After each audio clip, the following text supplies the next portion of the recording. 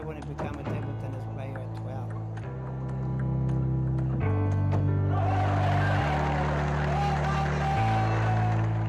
Stellan Bengtsson, he's from Sweden, and he won the World Championships in 1971, and he was the youngest one to win it. When you look at like the list of all the world champions throughout the history of table tennis, most of them come from China.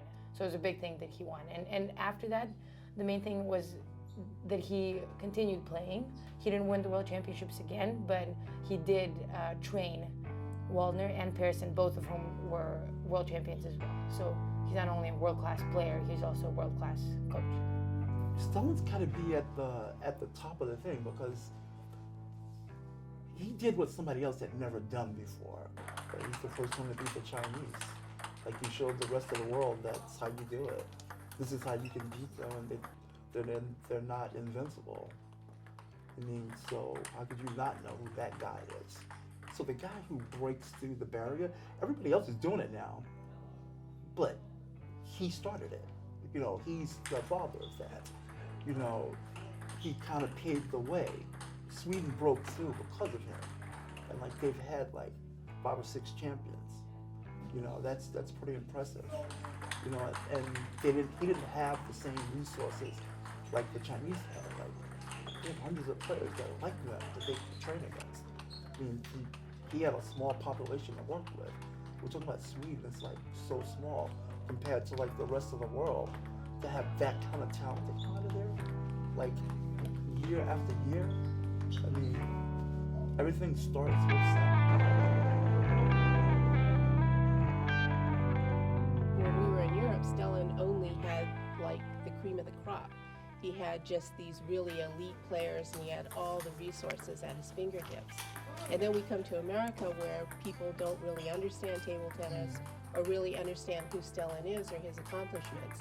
So that has been a challenge in itself. But you have to continue to try to go forward on those ones and not just stop so the ball floats up.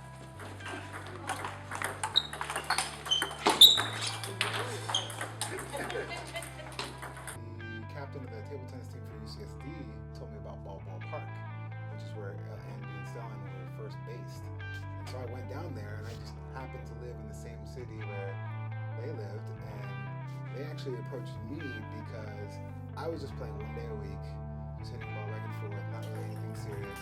Back then, I was 287 pounds. I couldn't play much at all. If I played more than 1 day a week, I got sore, and was laying in bed. So that was pretty terrible. I used to just hop around on one leg. It's like couldn't even last more than 1 game. Just play a game, sit out. But after they approached me and said, "Are you interested in training to be on the Paralympic team?" I said, "Sure, yeah." After that, my life was forever changed. Once I started training with Stellan Energy, maybe a year after, I started to play tournaments internationally. I went to Germany for the first time. And then after that, next thing I know, I've been to like 13 different countries playing table tennis across the world. I think also the para players, they like it when we treat them as able.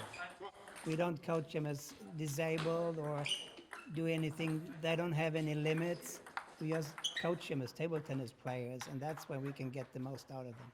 Stellan's sort of the coach at home, and then I'm the traveling coach. They wanted someone to give them tips and to have the eye of the coach to be able to improve their games. And until we actually became involved with the national para team, we see what they can do, and then we push them farther. You know, I was going to go into high school. I got a chance to go to Japan when I was 16. I was there for 3.5 months. So my parents said, "You can take this 1 year off from school and you start again." Now it's 47 years later, I'm still on that 1 year off. Yeah. So there was no turning back.